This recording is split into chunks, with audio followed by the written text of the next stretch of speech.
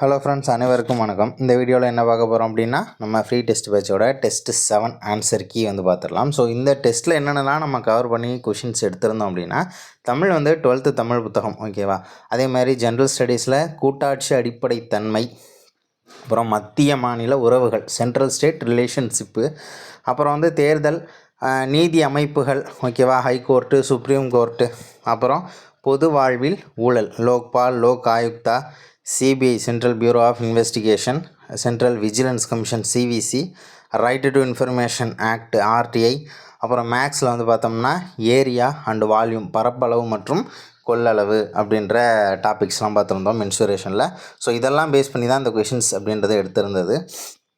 வெற்றியை எளிதாக பெற அனைவரும் சோர்ந்து இருக்கும்போது உன்னை வலுவாக்கிக்கொள். உண்மை தான், டிஎன்பிஎஸ்சியில் ஏதாவது ஒரு அப்டேட் கொடுத்துக்கிட்டே இருப்பாங்க. அந்த அப்டேட்டெல்லாம் பார்த்து எப்படி சொல்கிறது, பயந்து யோசிக்கிட்டே இருக்கக்கூடாது. திடீர்னு யூபிஎஸ்சி ஸ்டாண்டர்டுக்கு சிலபஸ் மாறப்போகுது அப்படின்னு சொல்லி ஒரு வதந்தி வந்துச்சுன்னு வச்சுங்க, ஒரு 4 மணி நேரம் படிக்கிறது என்ன பண்ணக்கூடாது, விட்டுறக்கூடாது. ஏன்னா எல்லாருமே 4 மணி நேரம், கண்டிப்பாக 4 மணி நேரமா அந்த ஒரு நாளையை வேஸ்ட் பண்ணிடுவாங்க. ஏதோ ஃப்ரெண்ட்ஸ்கிட்ட பேசி இந்த மாதிரி பண்ண போகிறாங்களாமே, அப்படியாமே இப்படியாமே அப்படின்லாம் சொல்லிட்டு அந்த ஒரு நாளை யூஸ் பண்ணிக்கோங்க, ஓகேவா. அப்போ தான் என்ன பண்ண முடியும், ஒரு ஸ்டெப்பு அவங்களோட நீங்கள் என்ன பண்ணிடலாம், தாராளமாக முன்னே போயிடலாம், ஓகேவா. அதனால் இது வரைக்கும் செஞ்சுருந்தால் விட்டுருங்க, இனிமே மாற்றிக்கோங்க. நடக்கிறது எல்லாருக்கும் எப்படி நடக்குதோ அதே மாதிரி தான் உங்களுக்கும் நடக்கும். ஸோ அடுத்தது ஆன்சருக்கு பார்த்துடலாம். மத்திய மாநில உறவின் அச்சாணி எனப்படுவது எது அப்படின்னா, மத்திய மாநில உறவுகள். மத்திய மாநில உறவுகள் தான் மத்திய மாநில உறவின் அச்சாணி என அழைக்கப்படுகிறது, ஓகேவா. ஸோ அடுத்தது நதிநீர் பற்றி கூறும் அரசமைப்பு சரத்து. நதிநீர் சிக்கல்கள் இருக்குல்ல, ஸோ இப்போ நிறைய மாநிலத்துக்கு இடையில் நதிநீர் பிரச்சனை வந்துச்சு அப்படின்னா, ஸோ அதை பற்றி பேசக்கூடிய ஆர்டிகிள் எது அப்படின்னா சரத்து 262. இதுக்கு தான் ஒரு ஷார்ட்கட் ஒன்று இருக்குது. 2 மாநிலத்துக்கு நடுவில், அதான் 2 லாஸ்ட்டில் ஒரு 2 இடையில 6 இருக்குல்ல, 2 மாநிலத்துக்கு நடுவில் 6 பிரச்சனை அப்படின்னு சொல்லிட்டு லிங்க் பண்ணிக்கோங்க. 6 அப்படின்னா நதி தானே. ஸோ அடுத்தது அதிகார பகிர்வுலாம் இருக்குது, நமக்கு தெரியும். நிதி அதிகார பகிர்வு என்பது எந்த பகுதியில் இடம்பெற்றுள்ளது? மொத்தம் 25 பகுதி இருக்கா. ஸோ இப்போ 25 பகுதியில் நமக்கு அதிகார பகிர்வுன்றது ஒரு 3 இருக்குது. சட்டமன்ற அதிகார பகிர்வு, ஆட்சித்துறை அதிகார பகிர்வு, நிதி அதிகார பகிர்வு, ஓகேவா.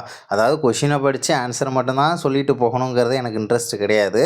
கொஷினை படித்து ஸோ அதை பற்றி இன்னொரு 4 டீட்டெயில்ஸ் எக்ஸ்ட்ரா சொல்லணும் அப்படிங்கிறது தான் எனக்கு எப்போவுமே பிடிக்கும். அதனால் பொறுமையாக கேளுங்க, தப்பு கிடையாது. கேட்குறதுனால எந்த அளவுக்குமே நமக்கு மார்க்கு குறையாது. நம்ம நேர விரயம் அப்படின்றதெல்லாம் நீங்கள் நினச்சவே கூடாது, ஓகேவா. நம்ம நிறைய எந்த அளவுக்கு டேட்டாஸை காதில் வாங்குகிறோமோ அந்த அளவுக்கு நீங்கள் படித்த டேட்டாஸை விட காதால் கேட்ட விஷயங்கள் நிறைய எக்ஸாமில் வரும். பகுதி 12 நிதி அதிகார பகிர்வு. நிதினா என்ன, ஃபண்டு தானே. பாக்கி உள்ள சட்டமன்ற அதிகார பகிர்வு, அப்புறம் ஆட்சித்துறை அதிகார பகிர்வுலாம் பகுதி 11 வந்துடும். நிதி அதிகார பகிர்வு மட்டும் பகுதி 12 வரும். நிதினா ஃபண்டு 12 அப்படின்னு சொல்லி நீங்கள் லிங்க் பண்ணிக்கலாம், ரொம்ப ஈஸியாக இருக்கும். ஸோ அடுத்தது ராஜமன்னார் குழு எந்த ஆண்டில் அப்போதைய முதல்வர் கருணாநிதி அவர்களால் அமைக்கப்பட்டது? அப்போ ராஜமன்னார் குழு அமைச்சது யார் அப்படின்னா கருணாநிதி அவர்கள் அப்படின்றது ஒரு கொஷின், ஓகேவா. அடுத்தது எந்த ஆண்டு அமைக்கப்பட்டதுன்னா 1969ஆம் ஆண்டு அமைக்கப்பட்டது. எந்த ஆண்டு அறிக்கையை சமர்ப்பித்தது அப்படின்னா 1971 ரிப்போர்ட் கொடுத்துருப்பாங்க. அதே மாதிரி ராஜமன்னார் குழு எத்தனை நபர்கள் கொண்ட குழு அப்படின்னா 3 நபர்கள் கொண்ட குழு. எதற்காக அமைக்கப்பட்டதுன்னா மத்திய மாநில உறவுகளை ஆராய்வதற்காக, ஓகேவா. ஸோ அடுத்தது சர்க்காரியா குழு எத்தனை பரிந்துரைகளை வழங்கியது? மொத்தம் 247 பரிந்துரைகள் கொடுத்துருப்பாங்க. சர்க்காரியா குழுவினோட பரிந்துரைகள் 247ல் எத்தனை பரிந்துரைகள் ஏற்கப்பட்டதுங்கிறது நமக்கு ரொம்ப ரொம்ப ரொம்ப முக்கியமான கொஸ்டின். 180 பரிந்துரைகள் ஏற்கப்பட்டது. ஆனால் வழங்கப்பட்ட பரிந்துரைகள் மொத்தம் எத்தனை? 247, ஓகேவா. ஸோ இந்த சர்க்காரியா குழு யார் அமைச்சது அப்படின்னா சென்ட்ரல் கவர்மெண்ட்டு இந்திரா காந்தி அம்மையார் அமைச்சிருப்பாங்க. சென்ட்ரல் ஸ்டேட் ரிலேஷன்ஷிப்புக்காக, மத்திய மாநில உறவினை ஆராய்வதற்காக மத்திய அரசால் அமைக்கப்பட்ட ஒரு குழு. ஸோ அடுத்தது என்னென்னா அனைத்து இந்திய பணிகள் நீக்கப்பட வேண்டும் என பரிந்துரை செய்த குழு. அனைத்து இந்திய பணிகள்னால் என்ன, IAS, IPS, IFS, IRS. So இந்த மாதிரி அனைத்து இந்திய பணிகள், ஆல் இண்டியா சர்வீஸ் எதுவுமே வேணாம் அப்படின்னு ஒரு குழு வந்து பரிந்துரை செஞ்சுருப்பாங்க. இப்போது இதெல்லாம் எப்படி ஞாபகம் வச்சுக்கலாம்னா, இப்போ ஐஏஎஸ் ஐபிஎஸ்லாம் யார், எல்லாமே சென்ட்ரல் சார்பாக ஸ்டேட்டுக்குள்ளே இருக்கிறவங்க, டிஸ்ட்ரிக்குள்ளே இருக்கிறவங்க. ஓகேவா? ஸோ அப்போ கண்டிப்பாக வந்து சென்ட்ரலுடைய ஆதிக்கம் ஒரு மாவட்டத்துக்குள்ளே, ஸ்டேட்டில் இருக்கக்கூடிய ஒரு மாவட்டத்துக்குள்ளே வரக்கூடாதுன்னு யார் நினைப்பாங்க? ஸ்டேட்டு தான் நினைப்பாங்க. அப்போ ஸ்டேட்டால் அமைக்கப்பட்ட குழு எது? ராஜமன்னார் குழு. ஓகேவா? அதாவது ஸ்டேட் அமைச்ச குழு வந்து ஸ்டேட்டுக்கு மட்டும்தான் சப்போர்ட்டாக பேசியிருக்கும். மத்திய அரசோட அதிகாரத்தை வந்து எப்போவுமே ஏற்றுக்காது. ஸோ அதுக்கு ஸ்டேட் மேலே வந்து யாராவது அதிகாரம் செலுத்தக்கூடிய ஒரு விஷயத்தை கொடுத்து எந்த குழு வந்து வேணான்னு சொன்னிச்சு அப்படின்னு கேட்டாங்கன்னா ராஜமன்னார் கொடுக்கலாம். ஸோ அடுத்தது, சர்க்காரியா குழு தொடர்பான கூற்றுகளில் தவறானது எது? 1983ஆம் ஆண்டில் இந்திரா காந்தி அம்மையார் அவர்களால் அமைக்கப்பட்டது. கரெக்டு. மாநிலங்களுக்கிடையேயான குழுவினை பரிந்துரை செய்தது.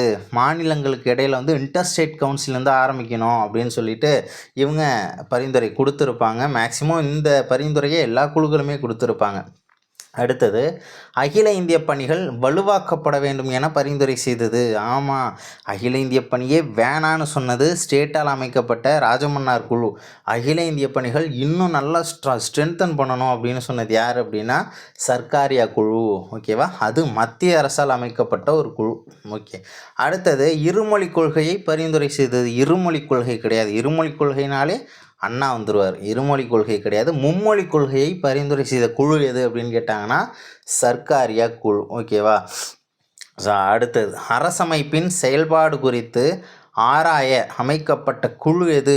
மதிப்பாய்வு தேசிய குழு அப்படின்னும் கேட்கலாம். அரசமைப்பின் செயல்பாடு குறித்து ஆராய அமைக்கப்பட்ட குழு எது அப்படின்னும் கேட்கலாம். வெங்கட செல்லையா குழு எந்த ஆண்டு அமைக்கப்பட்டது அப்படின்னா 2000ஆம் ஆண்டில் அமைக்கப்பட்ட ஒரு குழு தான் இந்த குழு. ஓகேவா? ஸோ அடுத்தது, பூஞ்சி குழு எப்போது அமைக்கப்பட்டது அப்படின்னா 2007 ஏப்ரல் மாதம். ஓகேவா? பூஞ்சி குழு எப்போது அமைக்கப்பட்டது? பூஞ்சினும் கேட்கலாம், பூச்சி குழு அப்படின்னும் கேட்கலாம். ஓகேவா? 2007 ஏப்ரல் மாதம், இன்னும் கரெக்டாக சொல்லணும்னா. ஸோ அடுத்தது, இந்திய உச்சநீதிமன்றம் எப்போது அமைக்கப்பட்டது அப்படின்னா ஜனவரி 28 1950. ஓகேவா? ஜனவரி மாதத்தில் 28ஆம் தேதி 1950 தான் இந்திய உச்சநீதிமன்றம் அமைக்கப்பட்டது. அடுத்தது, உச்சநீதிமன்றம் பதிவு மற்றும் மதிப்புறு நீதிமன்றமாக செயல்படும் என கூறும் அரசமைப்பு சரத்து எது அப்படின்னு கேட்டாங்கன்னா சரத்து 129. பதிவு மற்றும் மதிப்புறு நீதிமன்றம், கோர்ட் ஆஃப் ரெக்கார்டு அப்படின்னு சொல்லுவாங்க. நிறைய அவங்களுடைய தீர்ப்பு நிறைய கொடுக்குறாங்கல்ல, ஸோ அந்த தீர்ப்பை அந்த ஜட்ஜ்மெண்ட் எல்லாமே ரெக்கார்ட் பண்ணி வச்சுருப்பாங்க. ஓகேவா? ஸோ தேவைப்படும் போது இப்போ வந்து இன்றைக்கி ஒரு கேஸ் நடக்குதுன்னா ஆல்ரெடி எப்போயோ ஒரு கேஸ் ஒன்று நடந்திருக்கும். ஸோ அதுக்கு ஒரு ஜட்ஜ்மெண்ட் கொடுத்துருப்பாங்க. அந்த ரெக்கார்டை எடுத்து அந்த தீர்ப்புலையும் இந்த மாதிரி வழங்கப்பட்டுச்சுன்றதை மேற்கோள் காட்டுவாங்க. ஓகேவா? அந்த மாதிரியெல்லாம் கேள்விப்பட்டிருக்கலாம் இல்லையா? ஸோ கோர்ட் ஆஃப் ரெக்கார்டு எது அப்படின்னா 129. இது வந்து உச்சநீதிமன்றம். அடுத்தது, சென்னை உயர்நீதிமன்றத்தின் மதுரை கிளை எப்போது அமைக்கப்பட்டது? மோஸ்ட் இம்பார்ட்டண்ட் ஒரு கொஸ்டின். ஓகேவா? சென்னை உயர்நீதிமன்றத்தோட மதுரை பெஞ்சுன்னு சொல்லுவாங்கள்ல, மதுரை கிளை. ஸோ எப்போது அமைக்கப்பட்டது அப்படின்னா 2004 அமைக்கப்பட்டது. அடுத்தது, ஒவ்வொரு மாநிலத்திற்கும் ஒரு உயர்நீதிமன்றம் அமைக்க வேண்டும் என கூறும் அரசமைப்பு சரத்து எது அப்படின்னா 214. உச்சநீதிமன்றத்தை பற்றி பேசக்கூடியது 124. 1, 2, 4. உயர்நீதிமன்றம்னா 1, 2 மட்டும் என்ன பண்ணலாம்?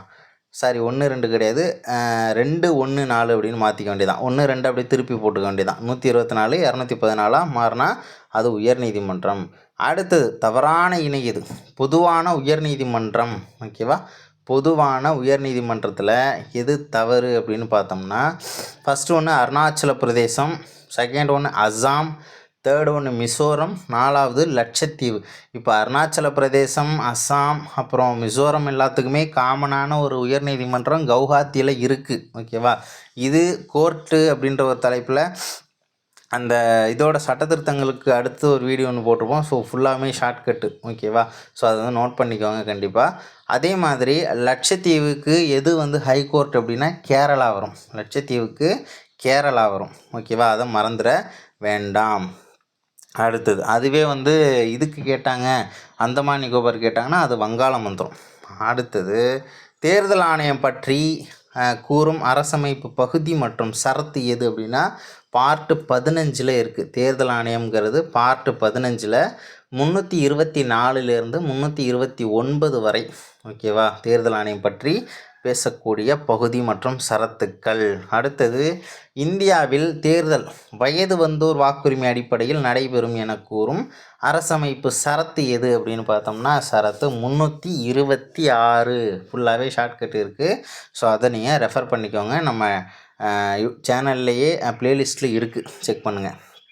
அடுத்தது பாரம்பரிய கூட்டாட்சி நாடான அமெரிக்காவில் ஒவ்வொரு மாநிலத்திற்கும் எத்தனை இடங்கள் மட்டும் வழங்கப்பட்டுள்ளன அப்படின்னா 2. இப்போது மாநிலங்களவை சீட்டு வந்து பார்த்தோம்னா இப்போது தமிழ்நாட்டில் மாறும், கேரளாவுக்கு மாறும், கர்நாடகாவுக்கு மாறும், எல்லா மாநிலத்துக்குமே மாறும் ஓகேவா. இப்போ நம்ம சார்பாக எத்தனை பேர் ராஜ்யசபாவுக்கு போகிறாங்கன்னா 18 பேர் போகிறாங்க.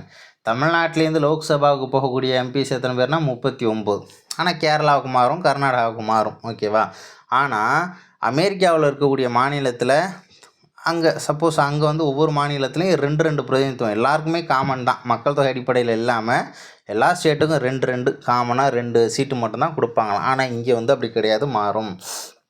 அடுத்தது 3 வகையான அவசர காலங்கள் எந்த பகுதியில் இடம்பெற்றுள்ளது? 3 வகையான அவசர காலங்கள் ஃபஸ்ட் என்னென்ன? தேசிய அவசர நிலை ஆர்டிகிள் 352, மாநில அவசர நிலை ஆர்டிகிள் 356, நிதி அவசர நிலை அது வந்து 360. இப்போது இந்த 3 வகையான அவசர காலங்களும் எந்த பகுதியில் இருக்குன்னு கேட்டாங்கன்னா பகுதி 18 இருக்குது. பகுதி 18 இருக்குது. அதுவே பகுதி 20 பி ஆப்ஷனில் பகுதி 20ன்னு ஒன்று இருக்குல்ல.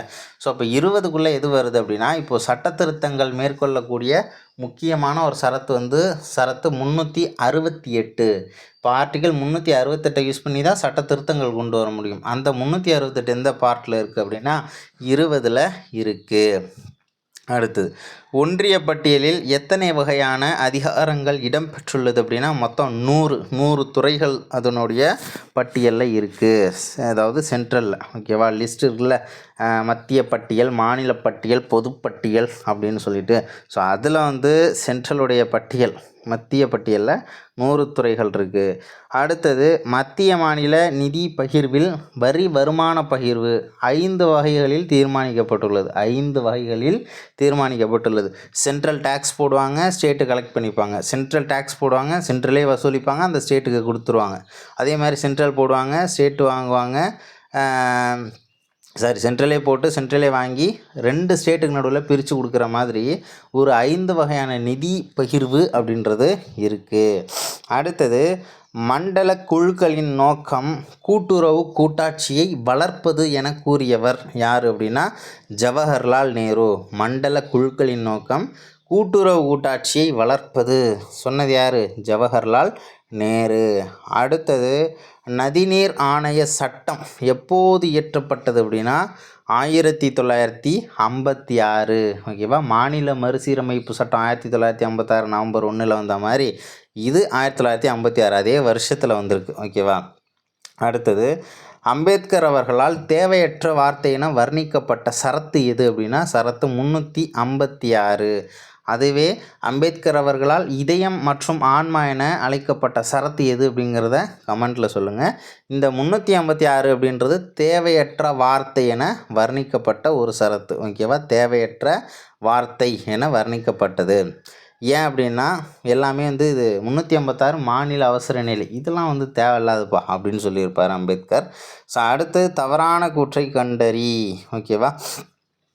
கூற்று 1, இந்தியாவில் அமைச்சரவை செயலாளர் பதவியானது. ஸோ கொஷினில் வந்து செயலாளர் அப்படின்ற ஒரு வார்த்தை மிஸ் ஆகிருக்கும்.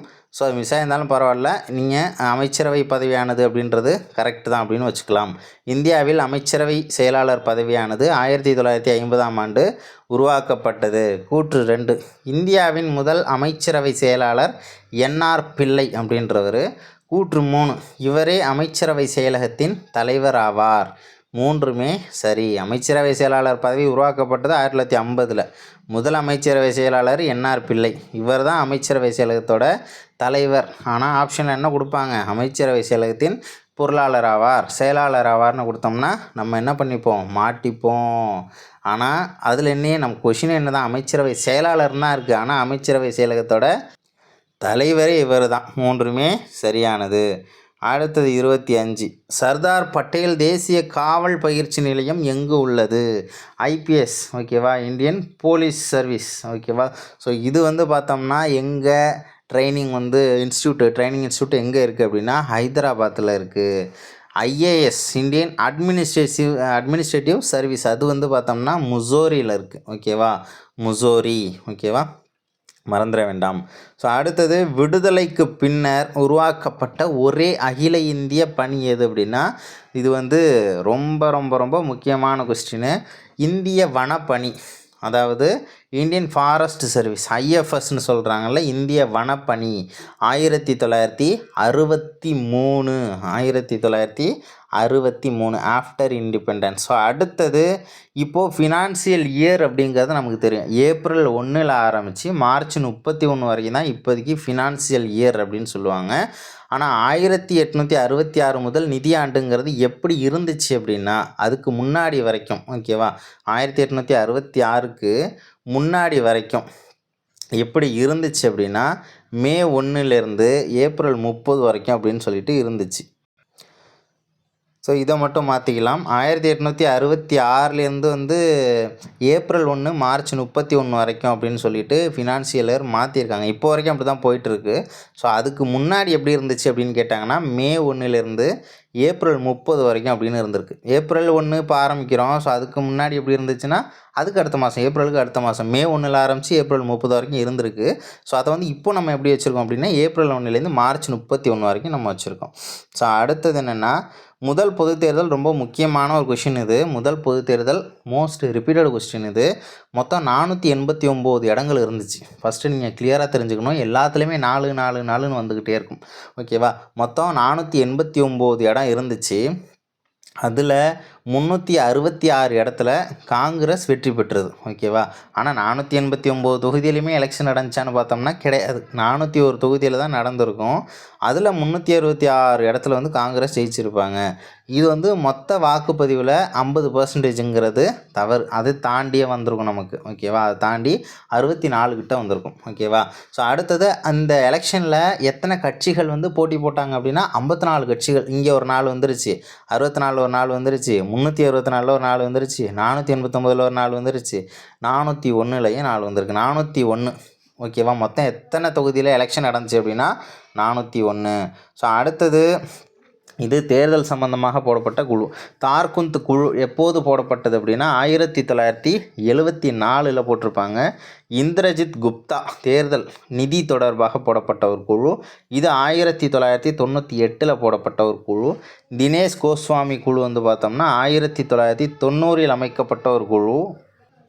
ஸோ அடுத்தது ஓரா குழு அப்படிங்கிறது 1993 அமைக்கப்பட்ட குழு. Answer C. தபால் வாக்கினை பயன்படுத்தி வாக்களிக்க முடியும் என வாய்ப்பு ஏற்படுத்தப்பட்ட ஆண்டு இது. போஸ்டல் பேலட், தபால் ஓட்டு போடுறோம்ல, ஸோ அந்த மாதிரி ஒரு சிறப்பு எப்போது ஏற்படுத்தப்பட்டது அப்படின்னா 1999. 2003 வந்து பார்த்தோம்னா இராணுவம், ஓகேவா, இராணுவ வீரர்கள்லாம் இருக்காங்களே, ஸோ அவங்களுக்கான ஒரு ஓட்டு பதிலி வாக்குன்னு சொல்லுவாங்க, ப்ராக்ஸி ஓட்டு அப்படின்னு சொல்லுவாங்க. பதிலி ஓட்டு, அவங்களுக்கு பதிலாக வேறு யாராவது இங்கே ஓட்டு போடுவாங்க, ஓகேவா. அது 2003. ஸோ 2003ங்கிறது எப்படி ஞாபகத்தில்னா நிறைய நியூஸ் பேப்பர் கரண்ட் அஃபேர்லாம் படிக்கும்போது வரலாம்ல, முக்கூட்டு நாடுகளுக்கு இடையில் இராணுவ பயிற்சியெல்லாம் வந்து நடந்துச்சு அப்படின்னு சொல்லிட்டு இங்கே 3ன்னு வருது. முக்கூட்டு இராணுவ பயிற்சின்னு கூட என்ன பண்ணலாம், லிங்க் பண்ணிக்கோங்க. 1998 என்ன சீர்திருத்தம் கொண்டு வந்தாங்கன்னா, இப்போ எலெக்ஷன் நடக்குதுன்னா இப்போ வந்து கவர்மெண்ட் டீச்சர்ஸ் அதுக்காக வேலை பார்க்குறாங்க, ரெவன்யூ ஸ்டாஃப்ஸ் வேலை பார்க்குறாங்க, ஸோ நிறைய ஸ்டாஃப்லாம் இருக்காங்க இல்லையா. ஸோ அந்த மாதிரி அரசு அதிகாரிகளை நிறைய இடத்துல வேலை பார்த்தாலும் தேர்தலுக்காக அவங்க எல்லாரையும் பயன்படுத்துகிறாங்க. எல்ஐசியில் வேலை பார்க்குறவங்கள உள்ளே எடுத்துக்கிறாங்க, பேங்கிங் ஸ்டாஃபை உள்ளே வேலைக்கு இது பண்ணிக்கிறாங்க, நீங்களும் எலெக்ஷனில் வந்து பங்கெடுத்துக்கணும் அப்படின்ட்டு. ஸோ இதெல்லாம் யூஸ் பண்ணிக்கலாம் அப்படின்னு சொல்லிட்டு 1998 ஒரு சீர்திருத்தம். 2010 அப்படின்னு பார்த்தோம்னா என்ஆர்ஐ, ஓகேவா, வெளிநாடு வாழ் இந்தியர்களுக்கு ஓட்டு உரிமை 2010 அந்த சீர்திருத்தம், ஓகேவா. வெளிநாட்டில் இருக்கிறவங்களாம் பத்திரமா இருப்பாங்க, பத்திரமா தான் இருக்கணும் அப்படின்னு சொல்லி லிங்க் பண்ணிக்கோங்க. ஏன்னா 10 வெளிநாடு, ஓகேவா? வெளிநாட்டில் இருந்தால் பத்திரமா இருக்கணும் அப்படின்னு லிங்க் பண்ணிக்கோங்க. ஸோ அடுத்தது நோட்டா என்பதன் விரிவாக்கம் நன் ஆஃப் தி எபோவ், மேற்கண்ட எவரும் இல்லைன்னு அர்த்தம். அடுத்தது எந்த ஆண்டில் மின்னணு வாக்குப்பதிவு இயந்திரம் பயன்படுத்தப்படும் வகையில் அம்சங்கள் ஏற்படுத்தப்பட்டதுன்னா 1989, ஓகேவா? அடுத்தது லோக்பால் அமைப்பு தொடர்பான கூற்றுகளில் தவறான ஒன்று எது? லோக்பால் என்ற வார்த்தையை அறிமுகம் செய்தவர் எல்எம் சிங்வி, கரெக்டு. முதலாவது நிர்வாக சீர்திருத்த ஆணையத்தின் பரிந்துரை மூலம் அமைக்கப்பட்டது, கரெக்டு. லோக்பால் ஊழலுக்கு எதிரான அமைப்பாக செயல்படுகிறது, ஆதரவு கிடையாது. அடுத்தது ஒரு தலைவர் மற்றும் அதிகபட்சம் 8 உறுப்பினர்களை உள்ளடக்கியதாக உள்ள ஒரு அமைப்பு தான் இந்த லோக்பால் அப்படிங்கிறது. லோக் அப்படின்னா மக்கள்னு அர்த்தம். அடுத்தது லோக் ஆயுக்தா தலைவரின் பதவி காலம் அப்படின்னா 5 ஆண்டு அல்லது 65 வயசு. அதுவே லோக்பால் தலைவர்னு கேட்டாங்கன்னா 5 வருஷம் அல்லது 70 வயசு வரும். லோக் ஆயுக்தா அப்படின்னா நமக்கு 65 வயசு தான். ஸோ அடுத்தது இந்தியாவின் முதல் லோக் ஆயுக்தா எந்த மாநிலத்தில் அமைக்கப்பட்டதுன்னா மகாராஷ்டிராவில் கொண்டு வந்திருக்காங்க 1971. ஸோ அடுத்தது சிபிஐ தொடர்பான கூற்றுகளில் தவறானது. உள்துறை அமைச்சக தீர்மானம், ஹோம் அஃபேர்ஸ் இருக்காங்கள்ல, ஸோ அவங்களுடைய மோஷன் தீர்மானத்தை யூஸ் பண்ணி தான் இந்த சிபிஐ அப்படின்றத அமைச்சிருக்காங்க. ஸோ இதை இந்தியாவிற்கு பரிந்துரை செய்த குழு எது அப்படின்னு கேட்டாங்கன்னா சந்தானம் குழு. அதே மாதிரி சிவிசியை பரிந்துரை செய்ததும் சந்தானம் குழு தான், ஓகேவா? சந்தானம் குழுவினால் பரிந்துரை செய்யப்பட்ட 1963 அமைக்கப்பட்டது தான் அந்த சிபிஐ. சிவிசி அடுத்த வருஷம் 64 இருக்கும். அடுத்து சர்வதேச காவல்துறையுடன் இந்தியா சார்பாக பங்கேற்பது எது அப்படின்னா சிபிஐ தான், சென்ட்ரல் பியூரோ ஆஃப் இன்வெஸ்டிகேஷன். தலைமையிடம் எங்கே இருக்குது அப்படின்னா நியூ டெல்லியில் இருக்குது. ஏன்னா சிபிஐயோட பழைய பேரே டெல்லி ஸ்பெஷல் ஃபோர்ஸ் அப்படின்னு சொல்லுவாங்க, டெல்லி சிறப்பு காவல் அப்படின்னு சொல்லியிருப்பாங்க. தலைமையிடம் மும்பை கிடையாது. சிபிஐ நியமன குழுவில் இடம்பெறாதவர் யார்? சிபிஐயில் தலைவர் மற்றும் உறுப்பினர்களை பரிந்துரை செய்கிறதுக்குன்னே ஒரு குழு இருக்குது, ஓகேவா? யார் அந்த குழுவில் இருப்பாங்கன்னா பிரதமர் இருப்பார், ஓகேவா? சிபிஐலாம் ஊழலுக்கு எதிரான ஒரு அமைப்பு. அப்போ ஆளுங்கட்சியும் இருக்கணும், எதிர்கட்சியும் இருக்கணும், ஓகேவா? வெறும் ஆளுங்கட்சியை மட்டும் வைக்கவும் கூடாது. அப்போ ஆளுங்கட்சிக்கு சார்பாக இருக்குது அப்படின்னு சொல்லிட்டு ஒரு முரண்பாடு ஏற்பட்டுரும். எதிர்கட்சியும் அங்கே இருக்கணும். அப்போ பிரதமர், எதிர்கட்சி தலைவர், உச்சநீதிமன்றம் நீதி இல்லையா அவர்? ஸோ அதனால் உச்சநீதிமன்றத்தின் தலைமை நீதிபதி அவரும் வருவார். உயர்நீதிமன்றம் தேவையில்லை, ஓகேவா? அடுத்தது முதல் சிவிசி ஆணையம், சென்ட்ரல் விஜிலன்ஸ் கமிஷனோட தலைவர் யார் அப்படின்னா நெட்டூர் சீனிவாச ராவ். ஃபஸ்ட் ஒன்று ஏ பாருங்கள், டிபி கோலிங்கிறவர் முதல் சிபிஐ, ஓகேவா? அதுவே சிவிசின்னு கேட்டாங்கன்னா நெட்டூர் சீனிவாச ராவ். சந்தானம் அப்படிங்கிறது யார்? சிபிஐ மற்றும் சிவிசியை இந்தியாவிற்கு பரிந்துரை செய்தவர் சந்தானம். அடுத்தது அரவிந்த் பனகாரியா, நித்தி ஆயோக்கோட துணைத் தலைவர், முதல் துணைத் தலைவராக இருந்திருப்பார், ஓகேவா? நித்தி ஆயோக்கோட துணைத் தலைவராக இருந்தவர் இப்போது தேர்தல் ஆணையத்தினுடைய தலைவராக இருக்கார். ஸோ அடுத்தது பார்த்தோம்னா எந்த ஆண்டில் இயற்றப்பட்ட ஊழல் தடுப்பு சட்டத்தின்படி சிபிஐ மற்றும் சிவிசி ஆகிய அமைப்புகள் செயல்படுகிறது அப்படின்னா ஊழல் தடுப்பு சட்டம் 1988 என்னென்னலாம் சொல்லியிருக்காங்களோ ஸோ அதெல்லாம் குற்றம் அப்படின்னு சொல்லிட்டு என்ன பண்ணுவாங்க, சிபிஐ மற்றும் சிவிசி அந்த மாதிரி தான் தங்களுடைய பணிகளை மேற்கொண்டு இருக்கிறார்கள். ஸோ அடுத்தது லோக்பால் என்பது சமஸ்கிருத மொழி சொல், ஓகேவா? சமஸ்கிருத மொழி சொல்லாகும். அடுத்தது ஒரு உருளை வடிவ பீப்பாய், மேக்ஸ் வந்தாச்சு. ஸோ 41வது கொஷனுக்கு ஆன்சரு பி. 42க்கு பாம்பே தான், பி தான். 43 C answer. 44 Bombay, B answer. 45 B, ஓகேவா? ஸோ அடுத்தது 46 C answer. 47 A answer. 48 B answer. 49 C answer. 50க்கு ஏ ஆன்சர், ஓகேவா? ஸோ அடுத்தது முச்சங்கம் கூட்டிய தமிழ் பார்த்தலாம். முச்சங்கம் கூட்டி முதுபுலவர் தமை கூட்டி அச்சங்கத்துள்ளே என்ற பாடல் வரியை இயற்றியவர் யார் அப்படின்னா கண்ணதாசன், ஓகேவா? அடுத்தது சப்ஸ்கிரிப்ஷன் என்பதன் தமிழாக்கம் என்ன அப்படின்னா உறுப்பினர் கட்டணம், ஓகேவா? அடுத்தது சரியான சொலவடை, சரியான பழமொழி எது? ஐப்பசி அடமலை, கார்த்திகை கனமலை அப்படிங்கிறது தான் கரெக்டு. புதுப்பெயல் என்பதன் இலக்கண குறிப்பு பண்புத்தொகை. புதுமை கூட்டல் பெயல், பெயல் அப்படின்னா மழைன்னு அர்த்தம், புதுமழை அப்படின்னு அர்த்தம். புதுமை கூட்டல் மழை அப்படின்னு அர்த்தம், பண்புத்தொகை. அடுத்தது கிரீன் பெல்ட் மூமெண்ட் என்பதன் தமிழாக்கம் என்ன அப்படின்னா பசுமை பட்டை இயக்கம், பசுமை பட்டை நகர்வு என்னென்னமோ இருக்குது. ஆன்சர் சரியானது பசுமை வளாக இயக்கம். எத்தனை பேர் தப்பாக ஆன்சர் பண்ணீங்கிறதையும் கமெண்ட்டில் சொல்லுங்கள். பசுமை வளாக இயக்கம். அடுத்தது 56. எவ்வழி நல்லவர் ஆடவர் அவ்வழி நல்லை வாழிய நிலனே அப்படிங்கிற தொடர் தான் சரியானது. அடுத்தது பிழையற்ற தொடரை கண்டறி. திருவளர் செல்வன் மட்டும்தான் கரெக்டு. திருநிறை செல்வன் அப்படின்னு தான் சொல்லணும். திருநிறை செல்வன் இச்சு வரக்கூடாது, வல்லினம் மிகக்கூடாது. அதே மாதிரி ஸ்பேஸும் வரக்கூடாது. திருநிறை செல்வி தான் கரெக்டு. திருநிறை செல்வின்னு சொல்லக்கூடாது. சுடு தண்ணீர்னு சொல்லவே கூடாது. தன் அப்படின்னா குளிர்ச்சின்னு அர்த்தம். தண்ணீர்னாலே குளிர்ந்த நீர் அப்படின்னு தான் அர்த்தம். சுடு தண்ணீர்னா அது எப்படி ஒரு தண்ணி வந்து சூடாகவும் இருக்க முடியும் குளிராகவும் இருக்க முடியும் அப்படின்றது ஒரு கொஷின் மார்க்காக போயிடுது. ஸோ அதுவும் தப்பு. திருவளர் செல்வன் அப்படின்னா கரெக்டு. ஓகேவா? ஸோ அடுத்தது பெற்றெடுத்த தமிழ் தாயை பின்னால் தள்ளி கல்லில் போய் மோதிக்கிட்டாங்க அப்படின்னு சொல்லிட்டு ஷார்ட்கட்டு படிச்சிருந்தேன். உங்களுக்காக சொல்கிறேன். பெற்றெடுத்த தமிழ் தாயை பின்னாடி தள்ளி அவங்க பின்னாடி விழுந்து கல் மோதிடுச்சு அப்படின்னு ஞாபகம் வச்சுக்கோங்க. நாமக்கல். ஓகேவா? நாமக்கல் கவிஞர்.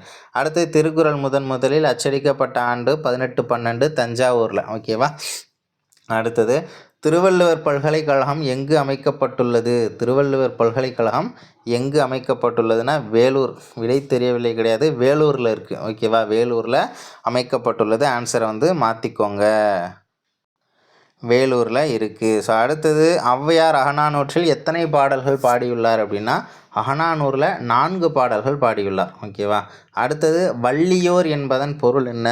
வாயிலோயே அப்படின்னா வாயில் காப்போன் அப்படின்னு அர்த்தம். ஓகேவா? களன் அப்படின்னா யாழ்னு அர்த்தம்.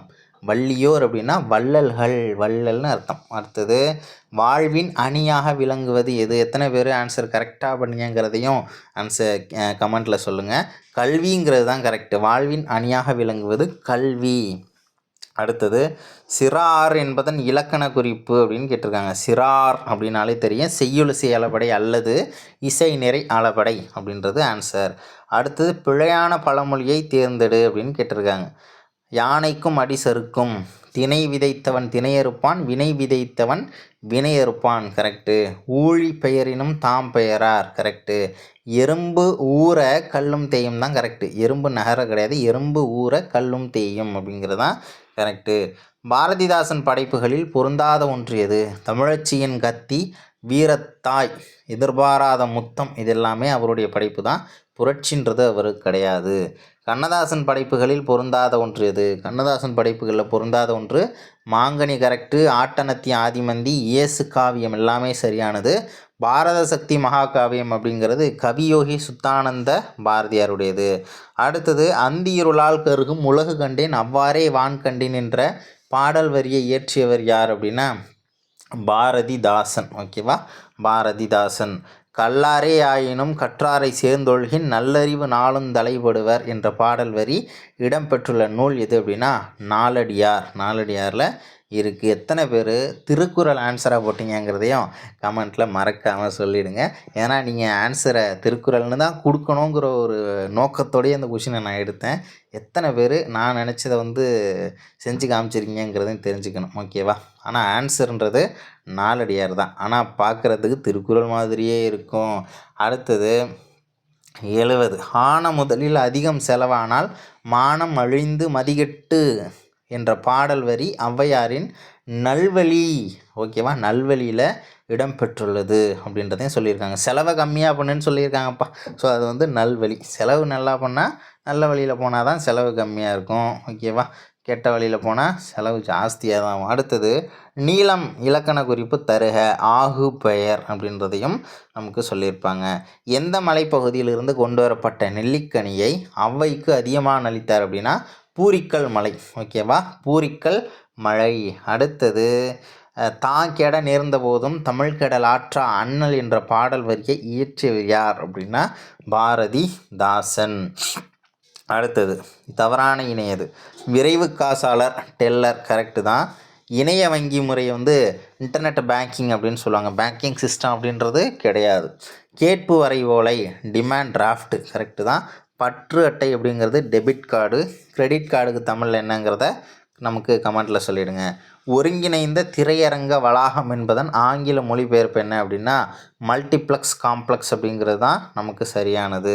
ஸோ அடுத்தது சிந்தாமல் சிதறாமல் அழகையெல்லாம் சேகரித்து குளிரேற்றி என்ற பாடல் வரிகளை இயற்றியவர் யார் அப்படின்னா பாரதிதாசன்.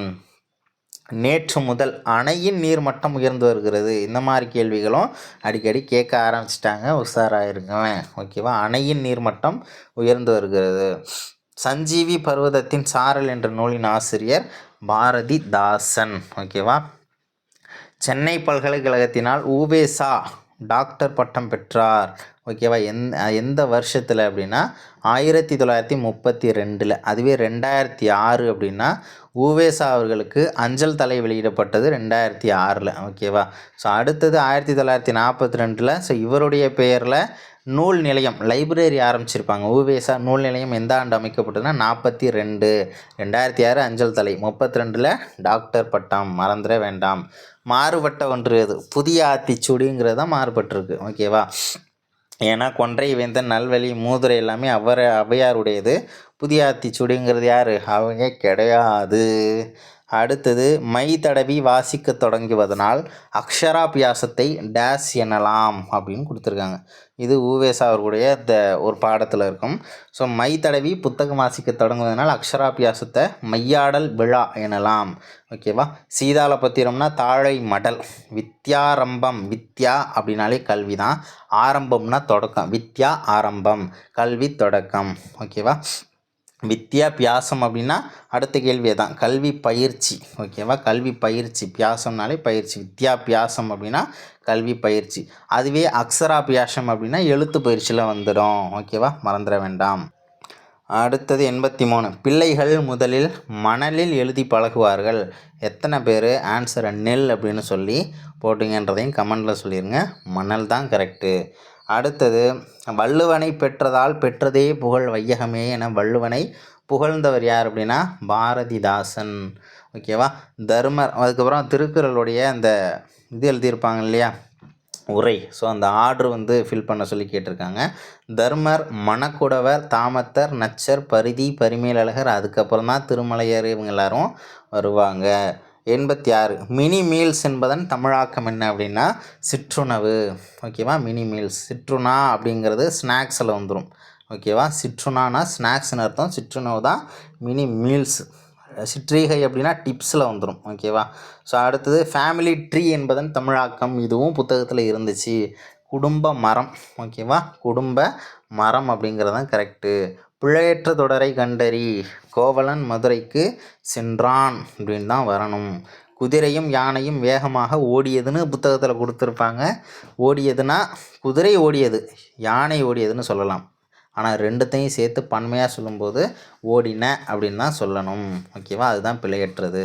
அவன் வெண்மதியிடம் பேசினான், சென்னையிலிருந்து நேற்று வந்தான் அப்படின்னு தான் சொல்லணும். நுந்தை என்பதன் இலக்கண குறிப்பு நுந்தை, நும் தந்தை என்பதன் மருவு. எக்ஸ்டெண்டட் ஃபேமிலி என்பதன் தமிழாக்கம் விரிந்த குடும்பம். 91. மாறுபட்ட ஒன்று எது? மாணவர் அப்படின்றத நிறைய பேர் ஆக்சுவலி மாணவர் அப்படிங்கிறது ஒரு ஆளை மட்டும்தான் குறிக்கிதுன்னு நினச்சிக்கிட்டு இருக்காங்க. அப்படி கிடையாது. மாணவர்கள் அப்படின்னா தான் பன்மைன்னு சொல்லக்கூடாது.